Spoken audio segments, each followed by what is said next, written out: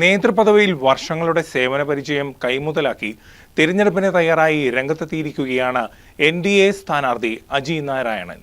SNDP യോഗം പ്രസിഡന്റായും BDJS സംസ്ഥാന സമിതി അംഗമായും തുടരുന്ന അജി നാരായണൻ മുൻപ് കോതമംഗലം നഗരസഭാ കൗൺസിലറായും പ്രവർത്തിച്ചിട്ടുണ്ട്.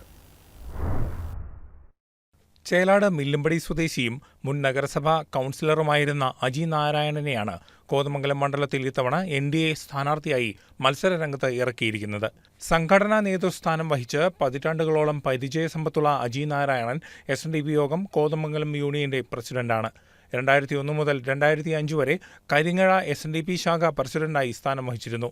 തുടർന്ന് BDJS നിയോജക മണ്ഡലം കമ്മിറ്റി അംഗം, BDJS സംസ്ഥാന സമിതി അംഗം എന്നീ സ്ഥാനങ്ങൾ വഹിച്ചു. കേരള കോൺഗ്രസ് പിന്തുണയോടെ കോതമംഗലം നഗരസഭ വാർഡ് കൗൺസിലറായി തിരഞ്ഞെടുക്കപ്പെട്ടിരുന്നു.